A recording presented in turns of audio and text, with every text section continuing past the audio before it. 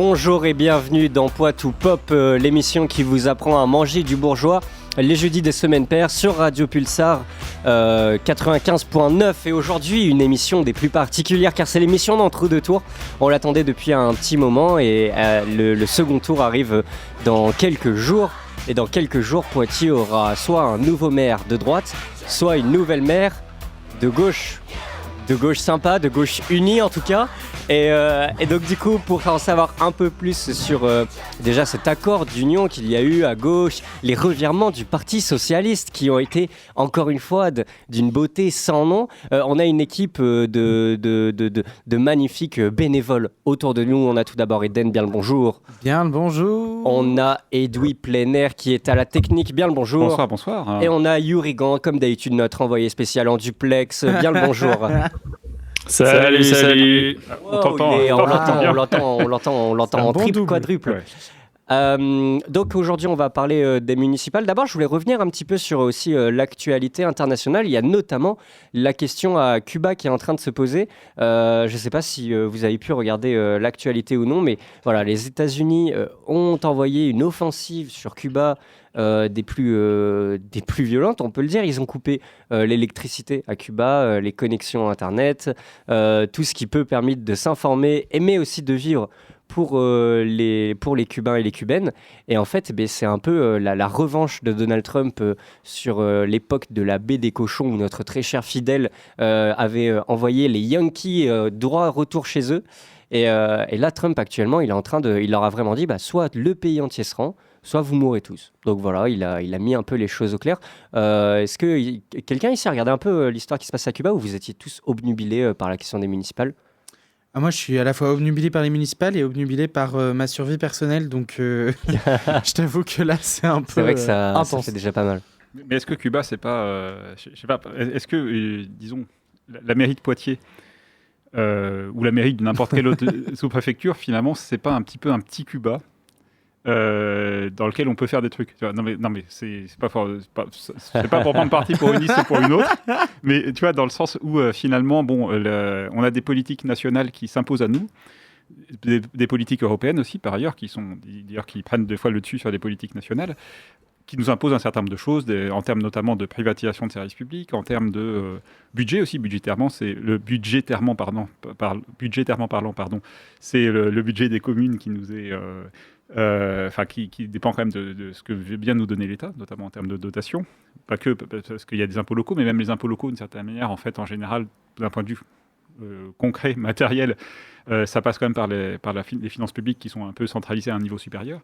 Donc derrière, si on veut faire une politique, quelle qu'elle soit au niveau municipal, je sais pas, ouvrir une maison de santé, ouvrir un centre de santé, pas une maison de santé, ouvrir un centre de santé, ouvrir un stade de foot, etc. Ça, finalement, c'est une décision locale qui peut-être peut améliorer la vie des gens, etc. Mais qui, comme Cuba, est contrainte et même bridée par un contexte...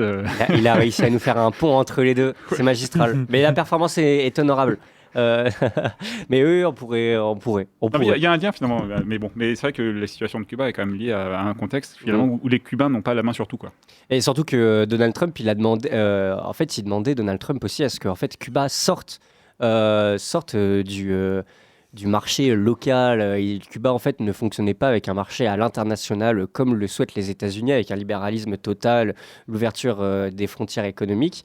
Et donc du coup, Cuba a dû accepter là, il y a 1 ou 2 jours, que des investisseurs étrangers viennent dans Cuba et permettent aux Cubains de vivre en leur vendant, je crois que c'est de l'électricité cette fois-ci, où voilà, il y a des investisseurs étrangers qui viennent pour vendre de l'électricité. Donc vraiment, Donald Trump est en train de tordre le bras aux Cubains pour que ceux-ci entrent à pas forcer dans le libéralisme mondial. Et c'est un sujet qu'il va falloir suivre avec attention, parce qu'actuellement, Trump est en train de tout chavirer dans le monde entier, et même au sein de son camp. Actuellement, c'est en train aussi de se briser en 1000 morceaux. Il y a le chef antiterroriste des États-Unis qui a dit moi je démissionne parce que c'est beaucoup trop une dinguerie ce qui est en train de se passer en Iran, entre autres. Et toi, Yurigan, t'avais vu ce qui s'était passé avec Cuba ?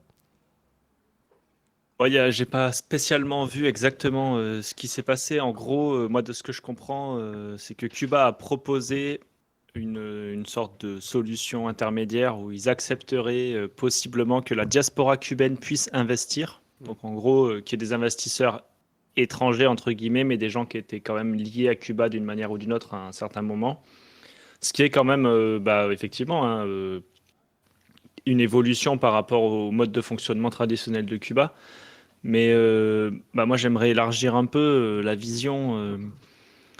En fait, il faut essayer de bien comprendre qu'est-ce qui se joue dans les agressions américaines aujourd'hui. Donc, on a le centre impérialiste du capitalisme qui est en train de flancher. Et comme c'est le cas depuis en fait 20, 30, 40 ans, il s'en prend à des modèles qui sont alternatifs au modèle capitaliste traditionnel ou au modèle capitaliste hégémonique. Là, il s'en prend à Cuba parce que, effectivement, Cuba fonctionne différemment que le reste du monde. Alors, ils sont sous embargo depuis des dizaines et des dizaines d'années. Néanmoins, malgré cet embargo, malgré des restrictions économiques et de liberté énormes imposées par les États-Unis et ses alliés du centre impérialiste, il s'avère que Cuba a réussi à faire fonctionner notamment un système de santé parmi les plus performants du monde, avec une espérance de vie qui est supérieure à celle des États-Unis. Et donc, en fait, c'est à ça que Donald Trump essaie de s'attaquer là, c'est-à-dire les contre-modèles et les contre-pouvoirs à l'hégémonie capitaliste et impérialiste. C'était également la raison pour laquelle il a attaqué le Venezuela, c'est la raison pour laquelle il s'en prend à l'Iran, et c'est globalement la raison de pourquoi ils ont attaqué l'Irak par 2 fois, etc., etc. Enfin, généralement, les agressions, c'est pour ça qu'ils ont attaqué le Chili et qu'ils ont mis Pinochet. Enfin, les États-Unis, quand ils se projettent à l'extérieur de leur territoire, c'est pour essayer d'empêcher des contre-modèles au modèle capitaliste de ne serait-ce qu'émerger. Et soit c'est lui qui le fait, soit c'est ses alliés de l'empire capitaliste, c'est-à-dire par exemple quand les Européens sont allés tuer Kadhafi en Afrique. C'est pas forcément des modèles de communisme ou de socialisme auxquels ils s'en prennent. C'est, par exemple en Iran, c'est pas forcément des camarades, même loin de là. Mais c'est pas non plus c'est pas non plus un pays qui était intégré au centre impérialiste capitaliste qui défend ses intérêts, etc. C'était un pays qui était non aligné. Et donc, c'est de ça dont Cuba aujourd'hui est le reflet, quoi, selon moi. Pardon, excuse-moi, j'ai bu. Il En même temps. s'étouffe. Il Et- s'étouffe. Oui, je crois que Il s'étouffe devant tant de devant tant de tant savoir et J'adore apprendre en t'écoutant, Yorigan. C'est tous les jeudis pairs un réel plaisir. Et oui, clairement, je crois que tu as parfaitement bien résumé l'idée qu'il y avait derrière les États-Unis. Et je pense qu'il va falloir qu'avec l'association, on va peut-être se pencher là-dessus, peut-être sortir une vidéo. On pourrait faire un truc. On a déjà un truc, mais c'est un travail en work in progress, comme on dit, travail en cours, sur la tier list des vidéos où on classe un petit peu dans le jeu politique français, mais avec quelques petites figures américaines notamment, politiques. Disons ceux qui sont le plus ou moins va-t-en-guerre et qui défendent plus ou moins les intérêts des États-Unis d'Amérique, mais aussi les intérêts de l'Alliance Atlantique, qui est l'OTAN, qui peut des fois, alors paradoxalement, aussi être, où Trump s'est un petit peu détaché de ça, ou faussement ou à moitié, mais que derrière, finalement, il y a eu des Américains plus américains que des Américains qui ont voulu continuer à faire un peu, d'une certaine manière, une OTAN sans les États-Unis, ou du moins sans les États-Unis sur tous les conflits, quoi. Ouais. Et je crois que nous avions une intervention à distance de la CIA là, qui se prépare. Il me fait signe là, sur l'écran qu'il voulait rajouter quelque chose, je crois, après son grand développement. Tout à fait. Quitte à parler de ça et puis de teaser peut-être une prochaine collaboration ou en tout cas une prochaine interview qui, à mon avis, serait hyper intéressante. On en avait déjà discuté avec, on peut dire, peut-être la marraine de l'émission qu'on a reçue saison 1 lors du pilote et puis on l'a également interviewée cette saison. Il me semble que son frère enseigne le marxisme à l'université au Chili, si je dis pas de bêtises. Ouais, tu parles de Fernanda Cabaluz, il y a moyen que Exactement. Il y a moyen Et que donc, ouais. ça serait bien si on arrive à faire ce feat dont on a déjà un peu discuté avec elle, ça serait vachement chouette, Et je pense, et ça serait hyper éclairant pour discuter de toute l'ingérence américaine en Amérique latine et caribéenne. Je pense que ça pourrait faire une super émission, quoi. Soit émission ici, soit sur notre chaîne YouTube, et puis pourquoi pas, ça pourrait faire un spécial cet été quand il y aura la pause, quoi. Clairement. Enfin voilà, Poitou Presse va se motiver à vous informer parce que c'est toujours un plaisir d'informer les gens et on va pouvoir passer tout de suite justement sur le point information avec ces municipales qui arrivent. Une dictature, c'est quand les gens sont communistes. Déjà, qu'ils ont froid, avec des chapeaux gris et des chaussures à fermeture éclair. C'est ça, une dictature, Dolores. D'accord. Et comment vous appelez un pays qui a comme président un militaire avec les pleins pouvoirs, une police secrète, une seule chaîne de télévision et dont toute l'information est contrôlée par l'État? J'appelle ça la France, mademoiselle. Et pas n'importe laquelle. La France du général de Gaulle. Et la France du général de Gaulle, notre très chère 5e République, va s'apprêter à élire ses nouveaux maires au cas où ils ne soient pas élus dans les premières villes. D'ailleurs, il y a énormément de villes, près de 70% je crois, où il y a la liste directement qui passe au premier tour, tellement il y a peu de candidats. C'est notamment dû au fait que maintenant, quand on veut faire une liste, même dans les petits villages, même dans les communes de moins de 1000 habitants, on est obligé d'avoir une liste complète. Donc du coup, forcément, il y a des gens, quand il y a un village de 300 ou 400 habitants, ils n'ont pas forcément les moyens de faire des listes complètes. Et ce qui fait qu'avant, on pouvait avoir des candidats avec des listes incomplètes. Et donc du coup, on pouvait avoir 2 ou 3 listes, etc. Dans des mairies. Mais désormais, c'est plus possible. Donc c'est pour ça qu'il y a énormément de communes aussi où il n'y a qu'un seul maire qui passe dès le premier tour. Mais à Poitiers, c'est pas le cas. Plus précisément, puisqu'on parle de ça, allez, on va faire Ouais. minute science électorale. C'est vrai qu'avant 2000, déjà il y a eu 2 étapes. Avant 2020, c'était les communes de moins de 3500 habitants. Après, ils ont abaissé le seuil à 1000 et en dessous du seuil de 1000, à l'époque, enfin jusqu'à il n'y a pas si longtemps finalement, c'était des élections où on pouvait présenter des listes, mais on pouvait aussi se présenter individuellement.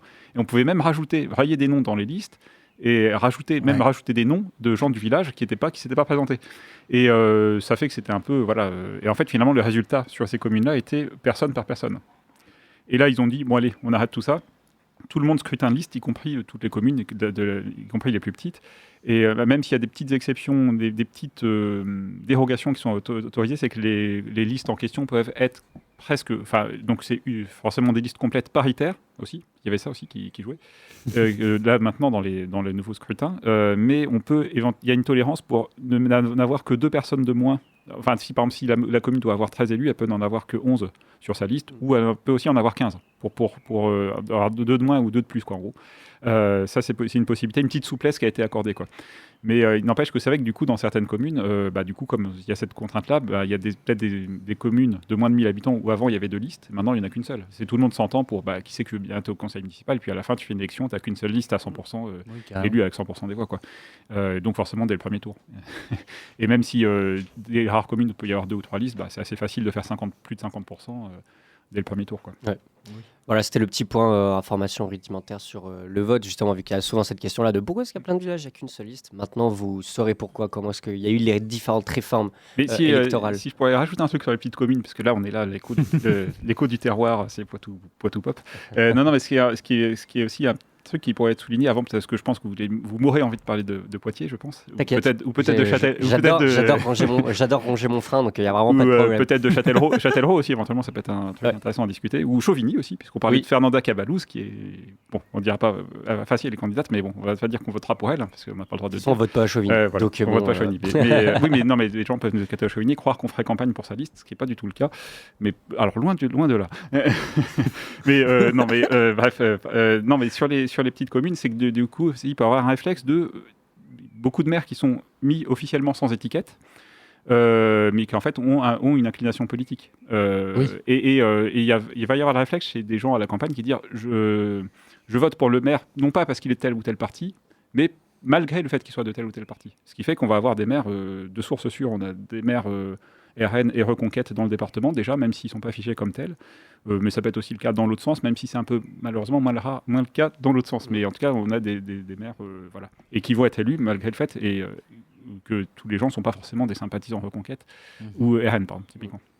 Parfois, pour faire vivre la démocratie, tu es obligé de faire avec ce qui est autour. Oui, puis c'est le premier qui se déclare, qui peut-être va taper dans le dos des parents d'élèves ou qui va aller voir tout le monde à la sortie de la messe.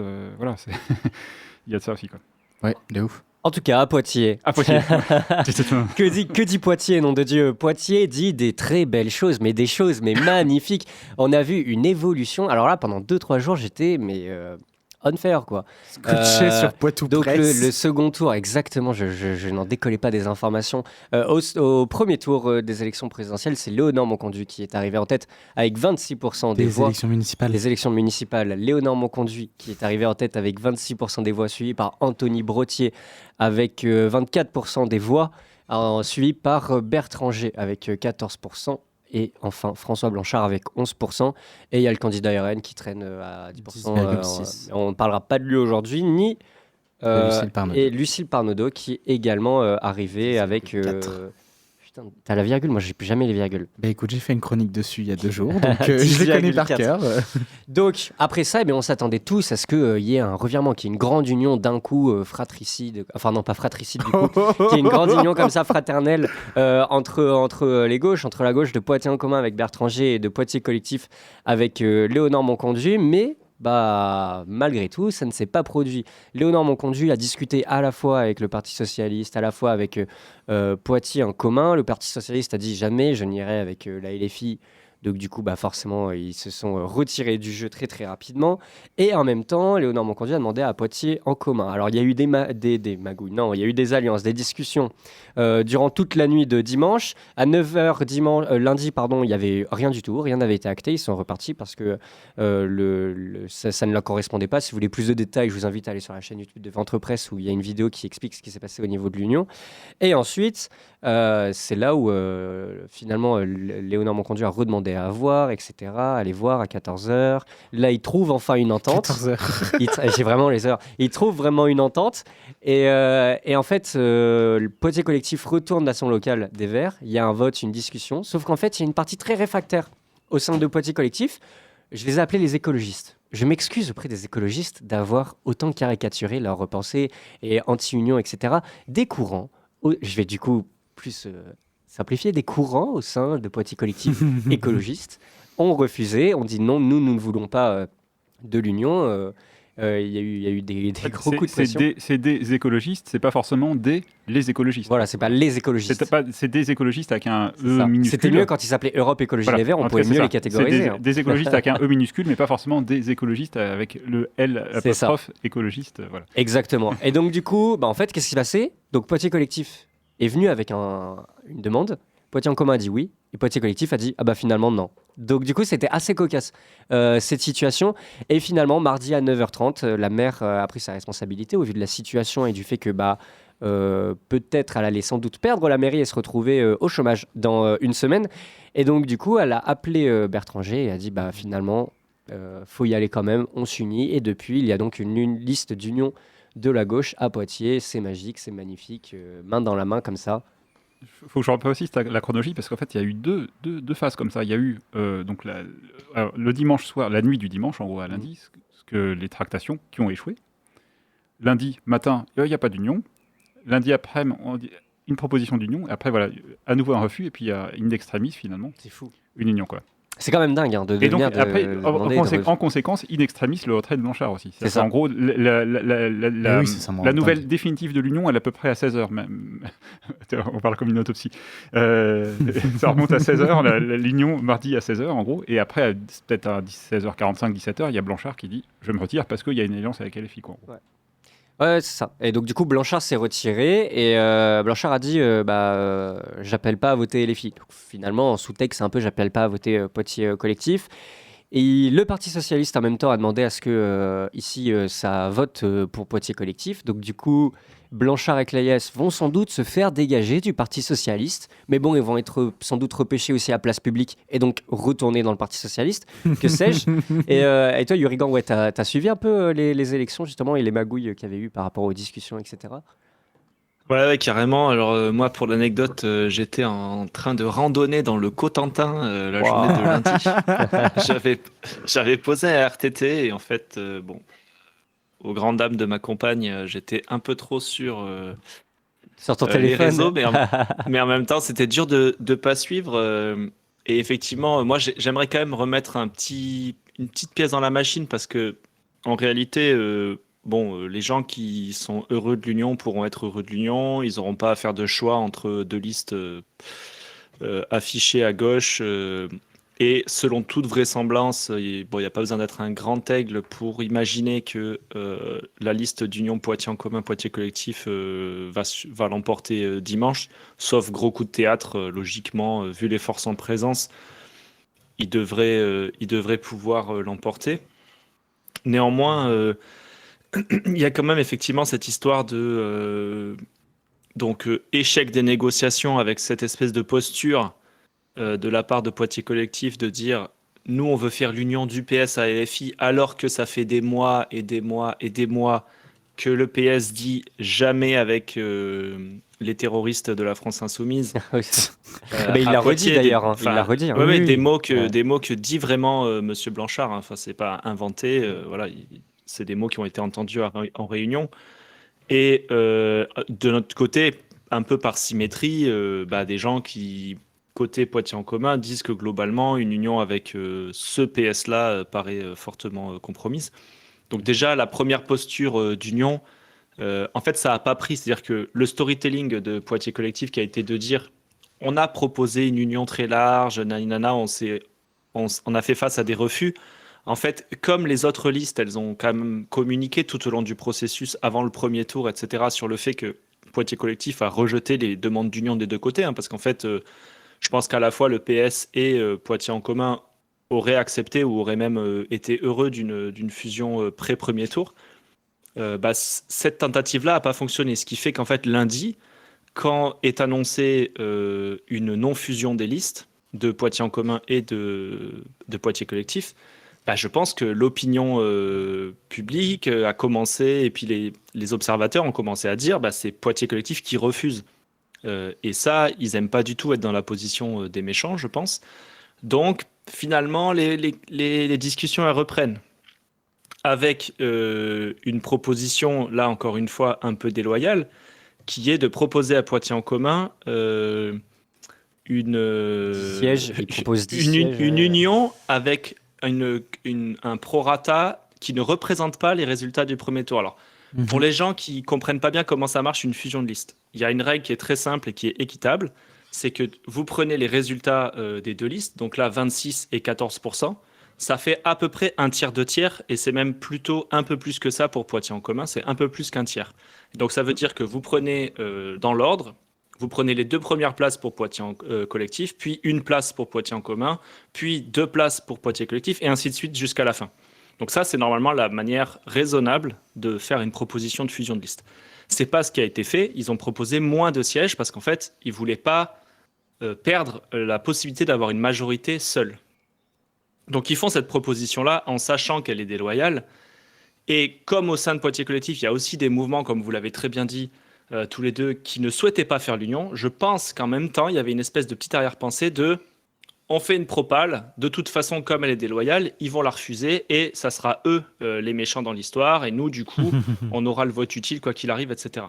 Sauf que patatras, Poitiers en commun dit, vu que c'est des grands unionistes, si vous avez un peu suivi les élections, vous savez que Poitiers en commun souhaite une union depuis le départ. À Poitiers, le NFP... Ils nous en parlaient déjà sur Radio Pulsar en 2023, je crois.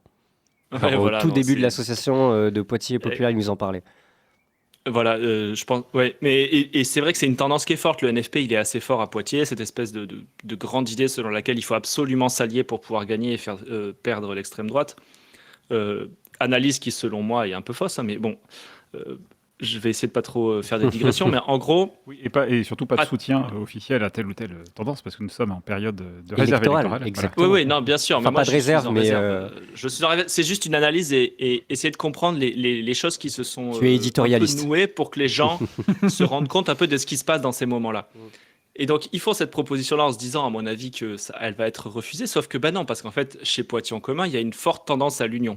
Donc, ils acceptent cette proposition déloyale. Et c'est là, comme vous l'avez très bien dit, que Poitiers collectif revient en disant, alors que c'était une offre que eux faisaient, donc il faut quand même comprendre le truc, quoi. C'est lunaire. Ils font une offre, l'offre est acceptée, et après ils disent, ah, vous avez accepté, du coup on refuse. C'est parce que c'est vraiment ça qui s'est passé, quoi.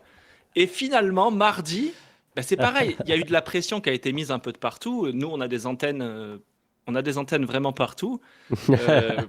je sais pas à quel point les gens se rendent compte, mais voilà. Ah, ça secret a des fait un peu la- trop moussé, mais Secret des sources. Secret Voilà. des secret des sources, mais ça a voilà, fait des secret pressions des de toutes sources parts. Hein. oblige, mais vraiment, enfin, voilà. Donc, il y a vraiment eu de la pression qui a été mise un peu partout dans tous les réseaux, etc.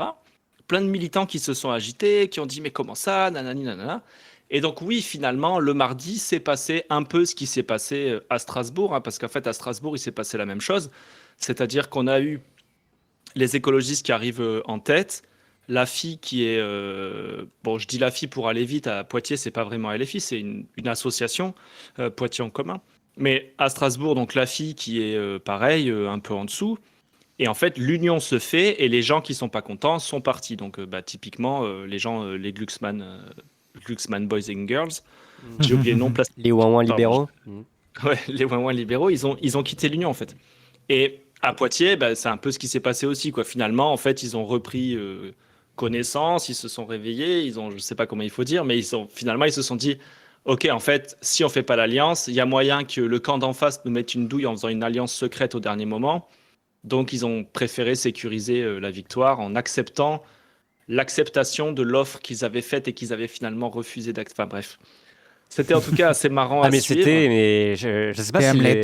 quand j'ai tourné les vidéos, enfin quand j'ai eu les informations au fur et à mesure, déjà il y a un moment où il y a quelqu'un qui m'a accusé en Poitiers justement pour genre, en fait j'ai eu plusieurs brides et tout par plusieurs gens différents et à chaque fois j'étais en mode attends, faut que je m'assoie parce que là c'est beaucoup trop. Ça m'a exterminé de rire. Mais vraiment, j'étais en mode mais c'est quoi cette logique politique on a quelqu'un il y a littéralement un mouvement à Poitiers qui offre l'union sur un plateau doré comme ça, qui s'en fout, qui est en mode nous on veut juste l'union.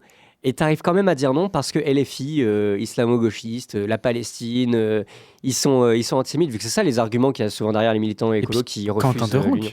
Et Quentin Deronck, attends. C'est le gros truc qui a fait que LFI a été diabolisé d'un seul coup, genre pour les municipales. Enfin, Donc c'est ça, elle est trop antifa pour certains verts. Et c'était vraiment quelque chose de sympa. Et du côté de la droite, pendant ce temps-là, Lucile Parnaudot, elle a voulu une union avec Anthony Brottier depuis un long moment.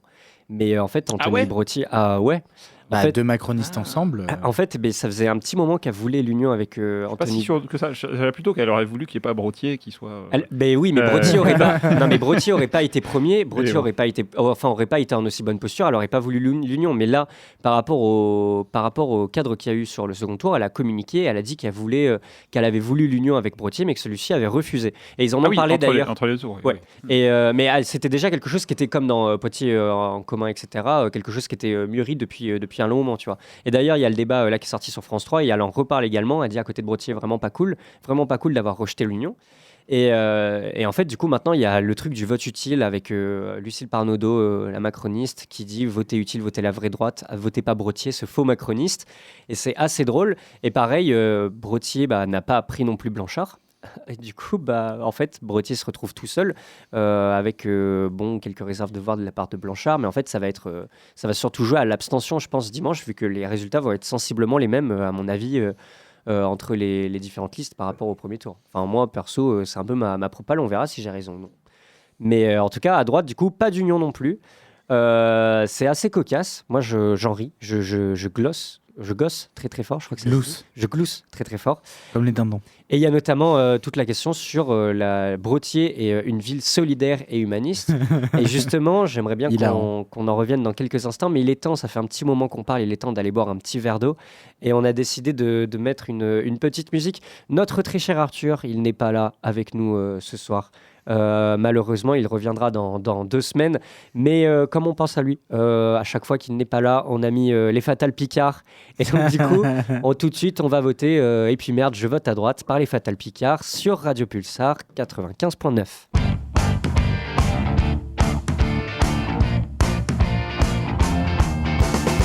La France, pays d'assister, je les supporte de moins en moins. À commencer par mon voisin. Ah mais c'est sympa ce qui passe à la radio. Pourquoi je n'aimais pas ça, tout c'était idiot. Pourquoi toujours aider les gens? Mon chien préféré c'est le berger allemand. La vérité me frappe enfin maintenant. C'est chacun pour soi, Dieu choisit les méritants. Et tant pis si il faut que je mette des mocassins ou des bateaux. Ça me gêne pas si ma fille doit apprendre le clavecin ou le hautbois. Et puis merde, je vote à droite juste pour savoir comment ça faire. Et puis merde, je vote à droite, je serai sûrement riche tout de suite après. Après je vous mépriserai, ça me rendait malade, la fête de l'humain. Au puits du fou, là je me sentais chez moi. Et s'il fallait tout confesser, c'est seulement à Vulcania que j'ai pris mon pied. Je pourrais m'acheter un petit 4x4, même un gros. On va pas me demander d'être écolo. Je reprends mes disques de Jean Ferrat, mais qu'il est drôle ce Laurent Gérard. Et tant pis si il faut que je lise le Figaro dans le métro. Ça me gêne pas si je dois être le seul à trio qui applaudit pas. Et puis merde, je vote à droite, fini d'être culpabilisé. Fini le partage, vive le mérite. Ceux qui foutent rien pas, on les pique. Ça boostera les statistiques. Chérie, de ça suffit pas, c'est pas assez. On va refaire 5 enfants, revendre notre stérilet. Tu vas quitter ton travail pour mieux tenir la maison. Et toi ma fille, plus jamais en pantalon. Le chômage va reculer, sans fléchir. Mon chien va sûrement se mettre à m'obéir. Les poubelles ne seront plus renversées, les mauvais éboueurs ne seront plus régularisés. Et tant pis si il faut que je passe 15 heures par jour au bureau. Ça me gêne pas si on doit supprimer les chômeurs en fin de droit. Et puis merde, je vote à droite, les improductifs pas de chance. Je suis fier, je vote à droite, marre d'être taxé à outrance. Comme Florent Pagny, quitter la France. Pa, pa, pa, pa, pa, pa, pa, pa, pa, pa, pa, pa, pa, pa.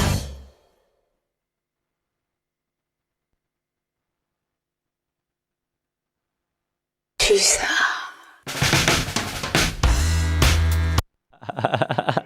Problème technique, il devait y avoir. C'est pas grave, ça peut arriver de temps en temps. Écoute, tu peux pas être parfait, il y a pas de souci. Le logiciel a bugué, voilà. C'était les Fatal Picards sur Poitou Pop, l'émission qui vous apprend à manger du bourgeois les semaines paires sur Radio Pulsar 95.9. On discute toujours des municipales et de ce qui va se passer pour ce second tour des élections municipales.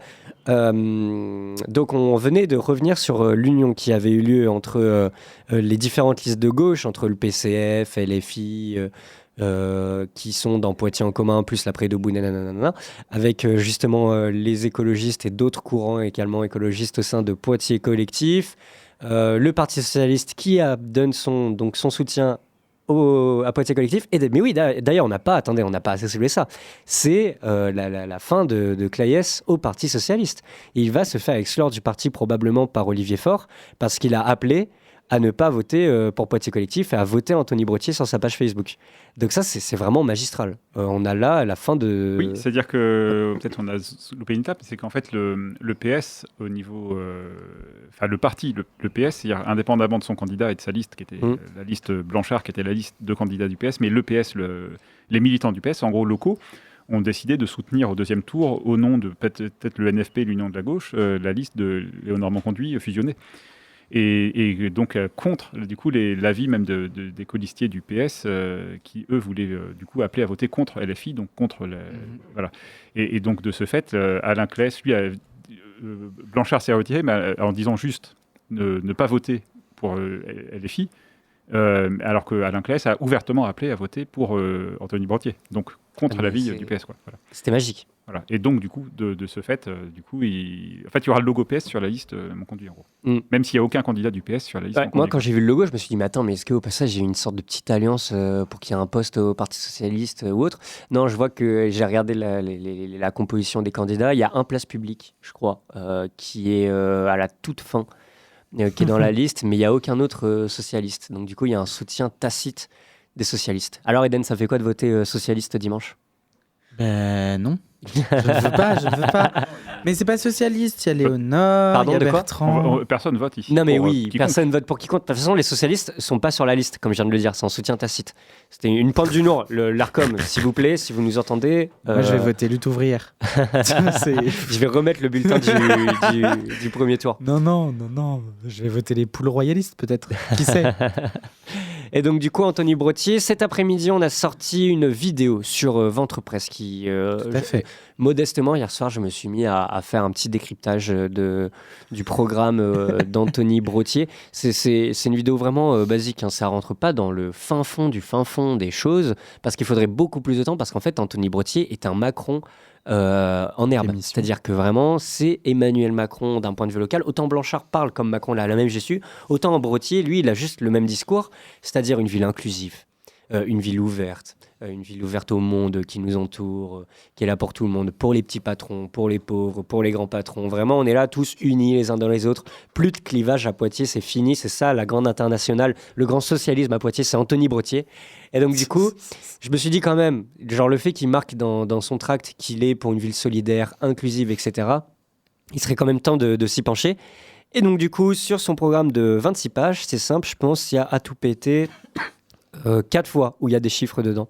Tout le reste, c'est que des clés, des mots-clés, hein, comme ça, en mode améliorer les relations avec l'aéroport, surtout pour son point de vue sur la santé. Parce que voilà, maintenant... Action modulable. C'est ça, vraiment. Parce que voilà, par exemple, quand il parle de l'aéroport, il vend l'aéroport comme un moyen d'avoir un système de santé efficace, par exemple avec les greffes qui parfois ont besoin de transport rapide. Mais bon, ouais. malgré tout, à côté, il ne parle pas du fait que l'aéroport de Poitiers, ça pollue énormément pour à peu près 4 lignes par semaine. Ça coûte de l'argent de zinzin public pour 4 lignes par semaine. C'est juste, ça sert à rien, quoi. L'aéroport de Poitiers, factuellement, ne sert à rien. Il n'y a pas de tourisme qui viennent par avion sur Poitiers. Les avions sont presque quasiment tous vides. Donc voilà, mais pour lui, c'est important parce que voilà, ça soutient la greffe, les gens qui ont besoin d'un santé. Et c'est réel, de toute façon, on a besoin de transport rapide. Mais de là avoir un aéroport entier, je pense que c'est un peu trop. J'ai une question. Biard, c'est Poitiers? Non, c'est collé, mais c'est l'aéroport de Poitiers-Biard. Et Ok, l'aéroport est dans Grand Poitiers. Donc du coup, c'est comme c'est la municipalité qui a la majorité à Grand Poitiers et que en réalité c'est l'intercommunalité qui régit plus ou moins la politique de Poitiers, etc. C'est un peu comme l'Union européenne, l'intercommunalité. En mode, elle nous oblige à des choses et les communes, à un moment, elles doivent s'y plier si l'intercommunalité l'a décidé. C'est pour ça que c'est important de regarder toujours qui est à la fois à la municipalité et à l'intercommunalité, qui va être président, etc. Et chaque intercommunalité n'a pas la même structuration, c'est qu'en fait, il doit y avoir une homogénéité des services au sein de toute une communauté d'agglo, par exemple, typiquement. Mais par exemple, la communauté d'agglo de Poitiers peut avoir la compétence déchets, mais par exemple, sur une autre communauté d'agglo, ça peut être géré à un niveau communal si ça n'a pas été décidé que c'était passé à l'agglo, par exemple, typiquement, ou la culture, etc. Donc, dans certaines intercommunalités, tout est concentré à l'intercommunalité. Dans d'autres, il n'y a pas tout. Et des fois, il y a des choses qui peuvent être gérées qu'au niveau communal. Mais de manière générale, on avait vu sur une vidéo que vous trouvez sur Ventre Presse avec Violette Folgado, conseillère municipale de Razac-sur-Lille en périphérie de Périgueux, que en fait, les communes ont toujours, et ce qui n'est pas le cas de l'intercommunauté, la clause de compétence générale qui leur permet en fait de faire quand même pas mal de choses. Et donc, des fois, c'est un peu facile aussi pour certains élus, de se défausser sur l'intercommunauté, parce que même si, par exemple, sur les politiques de transport et de l'eau, de toutes les politiques de réseau, on va dire, c'est souvent intercommunal. Par contre, il y a des choses, monter une épicerie communale solidaire, par exemple, toutes les communes peuvent le faire. Il n'y a absolument pas besoin de s'en référer à l'intercommunalité, par exemple, ou monter une régie agricole, typiquement. Parce que c'est un truc qui est venu dans pas mal de programmes, de dire, on va faire l'autonomie alimentaire, embaucher des maraîchers municipaux. Toutes les communes peuvent le faire, même si après, par contre, c'est peut-être plus les transports où là, c'est plus compliqué de faire ça à l'échelle communale, quoi. Par exemple, Poitiers est géré par... Equidom est géré par Grand Poitiers, mais du coup, c'est la municipalité de Poitiers, par contre, qui donne les grands axes à Equidom. Donc, du coup, c'est un jeu comme ça de... Oui, mais même si à Equidom, par exemple, la municipalité de Poitiers pourrait tout à fait racheter une usine et la retaper et la louer directement, quoi. Enfin, c'est eux qui donnent les intentions politiques. Des locataires, voilà. Exactement. Mais ça n'empêche pas, l'un n'empêche pas l'autre. C'est que même s'il y a une politique de logement qui est intercommunale, ils peuvent aussi avoir les deux, une politique de logement communal et acheter une épicerie, acheter un truc pour... Si par exemple il y a un intérêt à garder une épicerie dans le quartier, ils peuvent racheter le bâtiment. Il n'y a pas besoin de te dire d'aller sur un truc plus gros, quoi.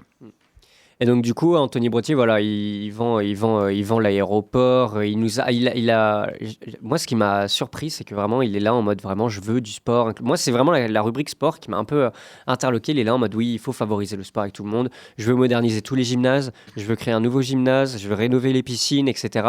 Et tout ça Donc ça, c'est vraiment rénover une piscine, par exemple. Imaginons, il y a une fuite au fin fond de la piscine. Bah, ça coûte énormément d'argent. Genre, je pense qu'il faudrait que je chiffre. Je vais mener mon enquête, je vais aller chercher des sources, je vais regarder combien ça chiffre, tout ça. Mais Brotier, il est vraiment là en mode, oui, je vais faire tout ça. Je vais ouvrir des crèches. Je veux réparer les écoles maternelles. Je veux faire plein de choses. En fait, il veut tout faire. Et il dit à côté, je n'augmenterai aucun impôt. Et alors, comment est-ce qu'on peut le croire? C'est exactement comme Macron qui disait, vous en faites pas avec moi, vous réduirez vos impôts, vous aurez plus d'argent à la fin du mois et vous payerez moins de choses. Bah, en fait, Anthony Brotier vous promet exactement la même chose qu'Emmanuel Macron. Et voyons comment est la France à Macron. Est-ce que vous avez vraiment envie d'un Potier-Brotier? La politique de Brotier, en tout cas, est très, très libérale. Elle est très ouvertement libérale, ouverte à la concurrence à travers la ville, entre les différents secteurs. Il y a Parnodot également qui est libéral, mais Parnodot, en fait, Brotier, il est plus dans la communication. Le fait qu'il dise une ville solidaire, inclusive, il a avant tout, il promue justement un côté un peu anti-validiste, en mode, regardez, moi je fais attention aux personnes handicapées, etc. Et en fait, on se rend compte que derrière cet humanisme et cette solidarité, c'est surtout le fait qu'il regarde les pauvres comme un peu des enfants qu'il faut guider par la main, comme ça. Il est en mode, allez, venez, vous n'avez juste pas eu de chance. Mais oui, c'est d'une infantilisation assez insupportable. Et au-delà de ça... il y a plein d'assauts handi à Poitiers, et s'il y a bien en vrai, la municipalité de Léonore a fait un taf de fou malade pour les assauts handi, et ça je peux pas lui enlever clairement, parce que je vois par exemple une asso trop chouette, la Lépa. Elle a récupéré énormément de subventions grâce à la mairie de Poitiers, alors que toutes les subventions se cassent la gueule. Et ça, c'est parce que la mairie de Léonore Monconduit s'est battue pour que l'ALPA ait des thunes. Et ils se sont battus pour plus d'inclusion avec le programme Vacances pour tous, par exemple, qui est plutôt intéressant. C'est à Brotier, le seul truc que j'ai entendu vraiment qui parle, c'est ce truc du bus gratuit le samedi, quoi. Samedi et le mercredi après-midi. Donc voilà. C'est ça en fait. Pour lui, la conception de la gratuité, c'est uniquement si ça fonctionne pour faire consommer les gens. C'est-à-dire que pour lui, il va donc mettre le bus gratuit du centre-ville au Futuroscope, ou il va tenter de les envoyer vers Poitiers Sud, etc. Uniquement pour que les gens puissent aller consommer et que en fait, s'il y ait un revenu quelque part pour le capital. Toi, Yorigan, justement, tu connaissais Anthony Brotier au fin fond de ta campagne avant même de quitter Poitiers? C'est le candidat macroniste la dernière fois. C'est ça, faut pas l'oublier. Alors, clair. Bon, nous, de toute façon, ici, on ne donne pas de consigne de vote. Les gens voteront pour qui ils veulent. L'important, c'est d'aller voter. Faites votre devoir citoyen. Prenez le temps de lire les programmes de tout un chacun. Oui, Anthony Brotier, en tant qu'ancien macroniste revendiqué, il reste forcément un libéral. Il est étiqueté parfois comme divers gauche sur Internet. Alors, je sais pas trop dans quel univers ils sont allés. C'est la préfecture. Se dit, hein. Ouais, c'est la préfecture, je crois, qui a même dit ça. La préfecture l'a mis divers gauche. Alors, bon, ou centre moi, ce que gauche, je peux dire, c'est que quand on est divers gauche, on est déjà un gros libéral mental. Après, si c'est ce qui vous correspond et que vous êtes pour la concurrence de tous contre tous et pour la violence du marché libre, allez-y, votez pour lui. Si vous êtes plutôt pro-solidarité, je pense qu'il vous faudra voter pour la liste qui s'appelle Léonore Monconduit avec Poitiers Collectif et Poitiers en commun. C'est un peu long. Si vous êtes un gros racelard, j'imagine que vous allez aller voter pour le RN. Et puis si vous êtes un libéral et qui aime pas Brotier, vous avez même le choix d'aller voter Parnodot. Fact. Et je crois qu'on a fait le tour de toutes les listes qui sont présentes au second tour. Ouais. D'ailleurs, donc moi j'ai fait des petits calculs pendant la pause. Donc je vous avais expliqué les règles de fusion tout à l'heure entre les deux listes. Donc ils ont fait donc Poitiers Collectif et Poitiers en commun ont fait 14 et 26%, ce qui fait 40% des voix. Quand on fait 14% sur 40, ça fait 35%. Donc la proportion, c'est Poitiers en commun à 35% des votes du premier tour entre Poitiers en commun et Poitiers collectif. Donc, ils devraient avoir 35% des sièges sur la liste fusionnée. Or, il leur a été laissé 30% des sièges, donc 5 points de moins, avec 16 sièges sur 53. Voilà, donc ils auraient dû en avoir théoriquement un peu plus si la proposition avait été équitable et représentative des résultats du premier tour. Voilà, c'était pour compléter l'analyse de ce point de vue-là. Merci beaucoup. Et d'ailleurs, si jamais vous voulez compléter un peu plus l'analyse, vous pouvez, et que vous voulez voter pour des listes qui vous représentent, on vous invite à vous rendre sur le30.info pour lire l'enquête sociologique qu'on a faite sur cette question-là, des listes et de leur représentativité. Vous pouvez aller sur Ventre Presse, regarder la vidéo-analyse modestement analyse sur Anthony Brottier sur notre chaîne Ventre Presse. Et l'heure tourne, je crois qu'il va être l'heure de mettre la chronique Cinémarx. Et c'est ce soir, la chronique Cinémarx, c'est Edoui Plenner qui l'a fait. Je vous parle solidarité avec les étudiants et les ouvriers, et vous me parlez travelling et gros plans. Les étoiles en plus. Alors, une fois de plus, j'usurpe la place d'Arthur.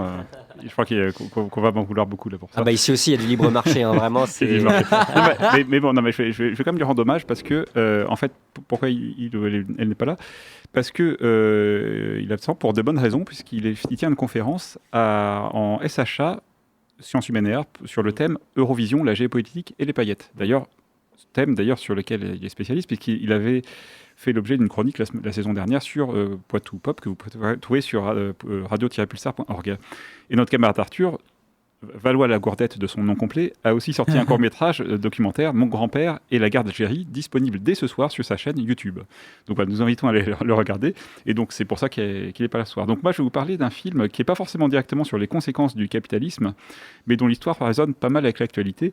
Le film Des hommes d'influence, Wag the Dog en anglais, qui est un film américain réalisé par Barry Levinson de 97 avec Dustin Hoffman, Robert De Niro et le chanteur de country Willie Nelson. Alors moi j'aime bien prendre des films ou des bouquins parfois ou des œuvres d'art qui n'ont aucune prétention militante ou politique, mais dont on peut, en le regardant avec une certaine grille de lecture, y trouver un support intéressant pour expliquer le monde. Alors désolé pour cette formule qui est un petit peu pompeuse. Et ce film en fait partie. Donc l'histoire brièvement, c'est le président des États-Unis qui est candidat à une élection et qui est éclaboussé par un scandale sexuel quelques jours avant le début du scrutin. Et donc, pour détourner l'attention des électeurs et des électrices, les conseillers et les spin doctors décident de déclarer la guerre à l'Albanie, qui a jamais été une menace pour les États-Unis, mais en tout cas de déclarer la guerre, ou du moins de mettre en scène une guerre qui, au début, est peut-être fictive, mais finit par être réelle pour faire oublier tout ça, quoi. Donc le film, ça imagine une propagande de guerre mise en scène par un des plus grands réalisateurs. Enfin, c'est fictif tout ça, mais en tout cas, une mise en scène par un grand réalisateur. Et donc, par exemple, il y a différentes scènes, comme un clip sur un décor de guerre, un faux décor de guerre avec une jeune femme qui sauve son chat des décombres. Et forcément, le débat crucial, savoir si le chat doit être tricolore ou blanc. Voilà, des chansons pour alimenter la propagande de guerre, ou la création d'un faux héros de guerre monté de toutes pièces, le commandant Schumann, donc Schumann, chaussures, et voilà. Et donc la mode ensuite lancée par le communicant pour jeter des chaussures en hommage à ce commandant et pousser les gens du coup à acheter des chaussures, quoi. Donc alors évidemment c'est une comédie, et si on fait pas preuve de dérision, on peut prendre ça pour argent comptant, et on pourrait trouver ce film déplaisant parce qu'il pourrait paraître pour vrai. Mais voilà, mais en tout cas, des communicants sans vergogne qui vendent un conflit pour servir des intérêts économiques, quoi de plus actuel entre la propagande médiatique d'aujourd'hui et les mécanismes d'inversion, par exemple, de poids de mesure, qui consistent à nous faire offusquer, nous, dans l'opinion publique, que l'Iran envoie des missiles sur les États-Unis, alors sur les bases américaines, alors que c'est quand même les États-Unis qui ont déclaré la guerre en premier, et ce dans l'intérêt d'une guerre qui finalement, au fond, n'est que commercial contre la Chine notamment, quoi. Bon bref, en tout cas regardez ce film de 97. D'habitude on vous dit de le pirater, mais comme c'est 97, vous pouvez quand même assez facilement le trouver en médiathèque. Ou alors, petite anecdote, si vous avez encore un vieux car, un car, et que vous avez encore un vidéocassette sur le car, vous pourrez peut-être avoir une chance de le regarder. En tout cas, c'est moi comme ça que j'ai connu ce film pour la première fois dans un voyage scolaire il y a bien longtemps. C'était la vidéocassette qu'il y avait dans le car, voilà. Et donc voilà, Les hommes d'influence, 1997. Merci beaucoup pour cette chronique Cinémarx sur Radio Pulsar. Malheureusement, il est l'heure de se quitter. On pourrait passer des heures, vraiment, on aurait dû faire une émission spéciale qui dure pendant 4 heures, et juste on jase des municipales. Parce que vraiment, c'est à chaque fois trop drôle. Ça se fait sur la chaîne Twitch. C'est vrai. On l'a déjà fait en plus la semaine dernière, où on a regardé le débat, etc. On a débattu sur la question des vélos, des pistes cyclables dans Poitiers, si c'était bien praticable. Et je maintiens ce que j'ai dit, c'est très mal fait. Je maintiens ce que j'ai je dit. suis pas d'accord. Tu prends pas assez le vélo, Gabin. Si jamais vous voulez Si j'ai en revoir voiture. ce débat, on vous invite à vous abonner sur notre chaîne Twitch à Couillon, où on live de temps en temps de manière inopinée. En attendant, si jamais vous voulez vous procurer notre journal Le 30 qu'on a imprimé et qui vous informe, vous pouvez vous rendre à l'envers du bocal dans le centre-ville de Poitiers pour en prendre, ou alors c'est aussi à la ZEAD sur le Tout à campus fait. universitaire. Ou abonnement sur Hello Asso. Exact, Poitou également. Presse, Et dans ces le cas-là, on 30, vous voilà. l'envoie. C'est ça. Et donc du coup, certains articles sont en accès libre et gratuit sur le30.info. Vous pouvez aller aussi nous suivre sur nos réseaux sociaux avec Poitou Presse et sur notre chaîne YouTube Ventre Presse. Ça en fait des entités à chaque fois, c'est vraiment le moment où je salive le plus. Des hommes d'influence, ouais. C'est ça de créer une grande internationale de Start-up. communication, exactement. Yurigan, merci beaucoup d'être avec nous en duplex de l'autre bout du monde. Pas de souci, merci à vous pour l'émission, c'était cool. À bientôt et donc merci Eden d'être passé ce soir avec nous encore une fois. Merci Edoui Pleiner pour ta participation active à la technique ce soir et à la chronique. Dimanche, on vote, c'est ouvert de 9h à 18h, bien 8 souvent. heures 8h à 18h, c'est ce que je voulais dire, exactement. De 8h à 18h, allez voter, vous avez juste besoin d'une pièce d'identité et vous pouvez aller voter. Vous n'avez pas besoin de carte d'électeur ni rien. Il est important de décider parce que les bourgeois, eux, ils vont décider pour vous. Alors voilà, si jamais vous voulez en savoir un peu plus sur comment manger des bourgeois, réécoutez Radio Pulsar dans 2 semaines, mais réécoutez-la tous les jours. Mais nous, Tout on à fait. revient dans 2 semaines, les semaines paires, sur Radio Pulsar 95.9 pour une nouvelle émission de Poitou Pop. Et d'ici là, on vous dit bon courage et Des gros bisous. des gros bisous.